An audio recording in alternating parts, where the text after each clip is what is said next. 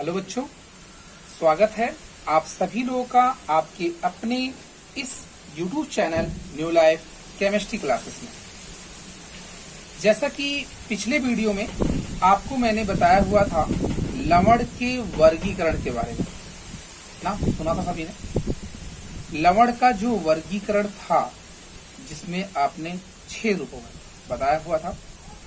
पहला था आपका सरल लवण, दूसरा था अम्लीय लवण, तीसरा क्षारीय लवण, चौथा मिश्रित लवण, पांचवा द्विक लवण और छठा था जटिल लवण। तो इसका वर्गीकरण मैंने एग्जाम्पल सहित आपको बताया हुआ था। आज जो बात करने वाले हैं हम वो उदासीनीकरण अपक्रिया को लेकर और उदासीनीकरण उष्मा को लेकर, ठीक है। तो वीडियो को आगे बढ़ाने से पहले आप लोगों से ये कहना चाहता हूं कि वीडियो को सभी लोग अंत तक देखा करें, पहली चीज। दूसरी, ये जो क्वेश्चंस आपको बताए जाते हैं, दिए जाते हैं होमवर्क के पर्पज से, उनको आप आंसर किया कीजिए। जो भी आपको विद्यालय से व्हाट्सएप नंबर प्रोवाइड किए गए हैं या जो मैं आपको व्हाट्सएप नंबर यहाँ पे देता हूँ उस पर आप उसका स्क्रीनशॉट लेकर के सेंड किया कीजिए। इसके बजाय अगर आपको कोई डाउट्स होता है किसी भी प्रश्न में, ठीक, उससे संबंधित जो मैंने हो सकता है यहाँ पे ना बताया हो या आपके मन में कोई प्रश्न ऐसा बना हुआ हो, तो आप उससे संबंधित जो भी वीडियोज आपको दिए जाते हैं उसके नीचे कमेंट बॉक्स में आप अपने डाउट्स को लिखा करें, उसका आंसर आपको दे दिया जाएगा, ठीक है। तो चलिए स्टार्ट करते हैं। आज का जो अगला टॉपिक है हमारा वो है उदासीनीकरण उष्मा। उदासीनीकरण अभिक्रिया। पहले उदासीनीकरण अभिक्रिया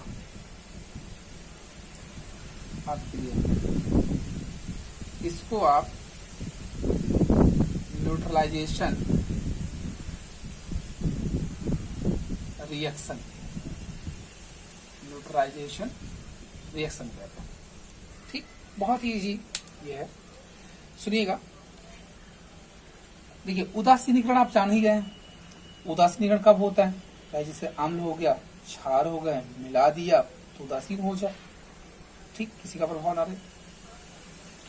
तो देखिए, अम्ल और क्षार की पारस्परिक क्रिया द्वारा, अम्ल और क्षार की पारस्परिक क्रिया द्वारा लवण और जल का बनना, लवण और जल का बनना क्या कहलाता है? उदासीनीकरण अपक्रिया कहलाता है। क्या बताया आपने? अम्ल और क्षार की परस्पर क्रिया द्वारा लवण और जल का निर्माण होना ही उदासीनीकरण अपक्रिया को प्रदर्शित करता है। समझ पा रहे? क्या बताया? अम्ल और क्षार की परस्पर क्रिया द्वारा लवण और जल का निर्माण होना ही उदासीनीकरण अपक्रिया कहलाता है। आप सोच रहे होंगे सर, पिछली वीडियो में आपने कहा था कि अम्ल और क्षार की पारस्परिक क्रिया द्वारा प्राप्त आनी ठोस को लवण कहते हैं, ठीक है, सही है।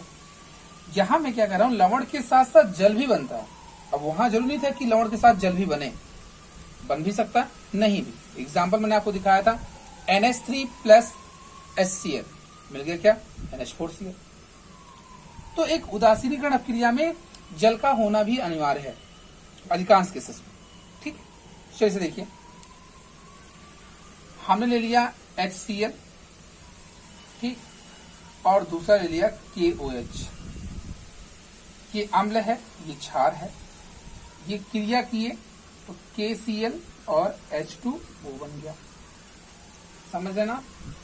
तो HCl और KOH ये एक अम्ल था, यह एक क्षार है, दोनों की क्रिया हुई तो यहाँ लवण और जल बन गया। तो यह हमारी एक उदासीनीकरण अपक्रिया होगी, ठीक है। अब देखिए, जैसे यहाँ पर अम्ल और क्षार की क्रिया आपने कराई तो लवण और जल बन गया। तो जब ऐसी अपक्रिया होती है तो उसके दौरान कुछ न कुछ वहां से उष्मा रिलीज होती है, कुछ न कुछ वहां से उष्मा निकलती है। तो जब वहां से उष्मा निकलती है तो उसे कहते हैं आप उदासीनीकरण उष्मा, ठीक है। अब देखो, डिफ्यूजन की अगर हम आपसे बात करें उदासीनीकरण ऊष्मा की क्या डेफिनेशन होगी। तो उसके लिए देखिए क्या होता है, कहा यह जाता है कि 1 ग्राम तुल्यांक अम्ल, क्या 1 ग्राम तुल्यांक अम्ल और 1 ग्राम तुल्यांक क्षार, सुना आपने, 1 ग्राम तुल्यांक अम्ल 1 ग्राम तुल्यांक क्षार के परस्पर उदासीनीकरण द्वारा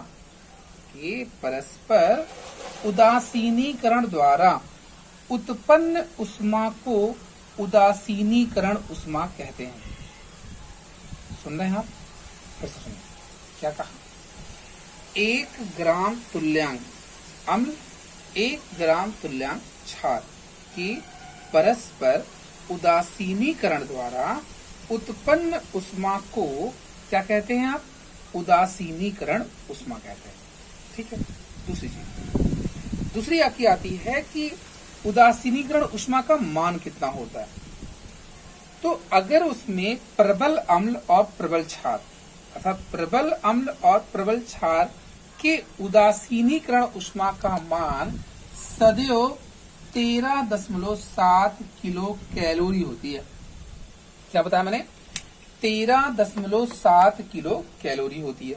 कब, जब प्रबल अम्ल और प्रबल क्षार की उदासीनीकरण अक्रिया दिखाई जाती है।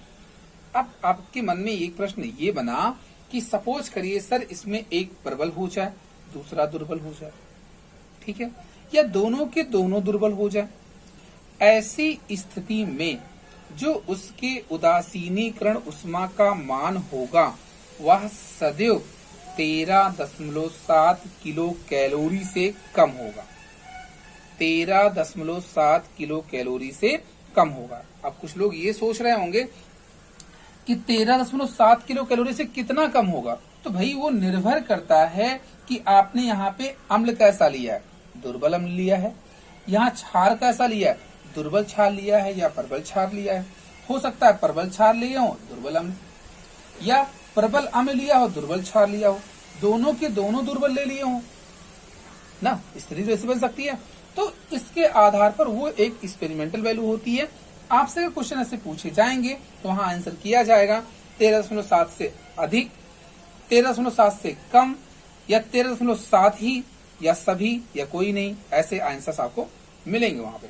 तो आपको अब ये पता चल गया है कि प्रबल अम्ल और प्रबल क्षार की उदासीनीकरण ऊष्मा का जो मान होता है वो 13.7 किलो कैलोरी होता है।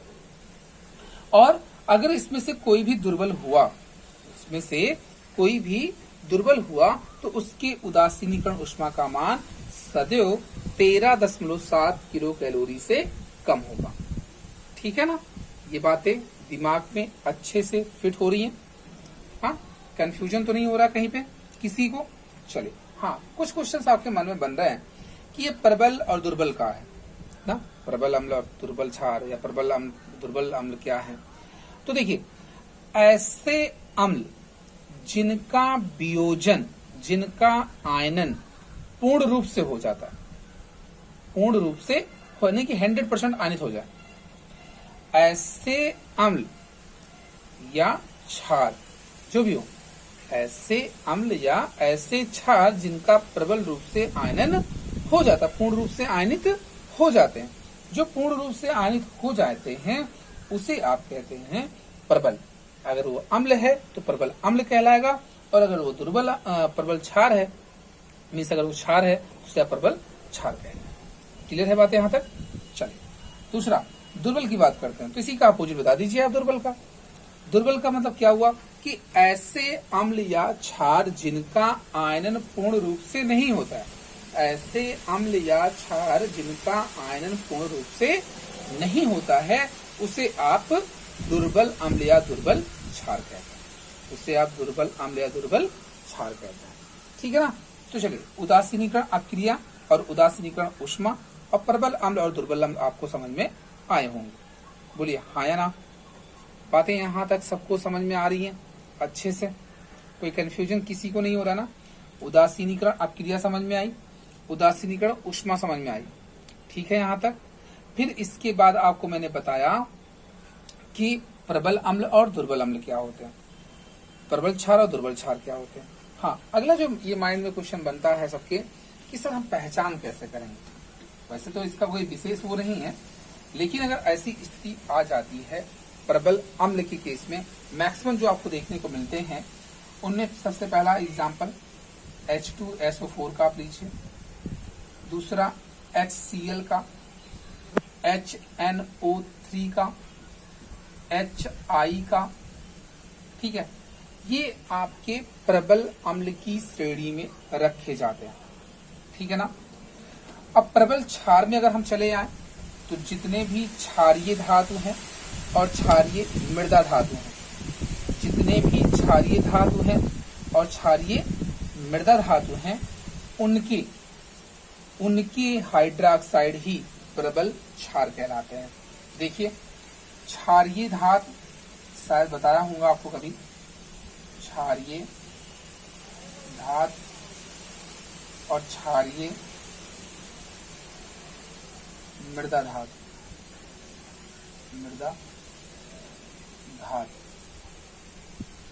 तो क्षारीय धातु में देखिए क्या है, लिथियम आता है, सोडियम आता है, पोटेशियम, रूबिडियम, सीजियम, एक फ्रांसियम भी आता है, देखिए उसका आप ना बनाइए। इसमें आप स्टार्ट करते हैं मैग्नीशियम से, कैल्शियम से, स्ट्रॉन्सियम एंड बेरियम, ठीक है। ये है क्षारीय धातु, क्षारीय मृदा धातु। इनके साथ आपको OH अटैच कर देना है और इनके साथ OH का होल ट्वाइस, यही है आपके प्रबल क्षार। इसके अतिरिक्त जो आपको मिले वो दुर्बल की श्रेणी में रखे जाते हैं, ठीक है ना। तो प्रबल अम्ल और प्रबल क्षार आप समझ गए होंगे यहाँ पर। अब देखिए आप इसके बाद जो इसके अंतर्गत आप स्टडी कर मतलब इस चैप्टर के अंतर्गत अब कोई विशेष चीज बची नहीं है, बस थोड़ी सी कहीं ना कहीं एक पूछी जाती है ऊष्माक्षेपी और ऊष्माशोषी अपक्रिया के रूप में। तो ऊष्माक्षेपी और ऊष्माशोषी जो अपक्रियाएं आपकी होती हैं उसको हम शायद इसके पहले वाले जो वीडियोज आपको दिए गए हैं रासायनिक अपक्रिया के नाम से, उसमें वो मिलेंगी। लेकिन चलिए एक बार हम इसको यहाँ भी डिस्कस कर लेते हैं आपसे कि ऊष्माक्षेपी और ऊष्माशोषी अपक्रिया किससे कहते हैं। बहुत ही इजी डिफिनेशन उसकी है। तो देखिए, ऊष्माक्षेपी और ऊष्माशोषी, ऊष्माक्षेपी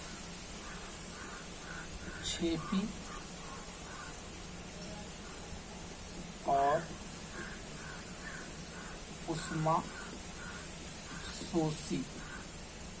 एक्सोथर्मिक एंड इंडोथर्मिक।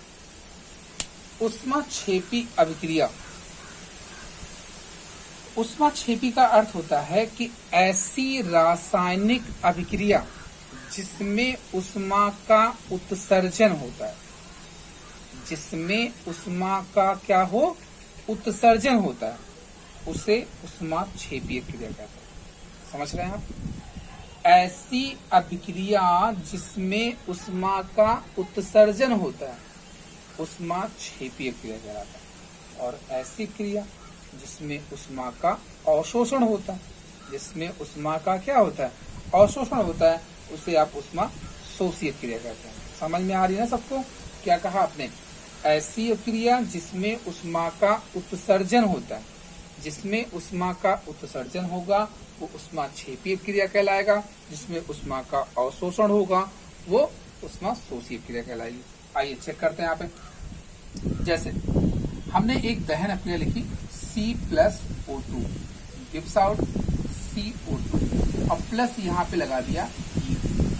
आप दिमाग में एक बात अच्छे से फिट करिए कि जितनी भी दहन अभिक्रिया होती है वो सब ऊष्माक्षेपी क्रिया होती है, ठीक है। तो देखिए, पहले हमें अभिक्रिया दी जाएगी और हमसे पूछा जाएगा कि कौन सी ऊष्माक्षेपी है, कौन सी ऊष्माशोषी है।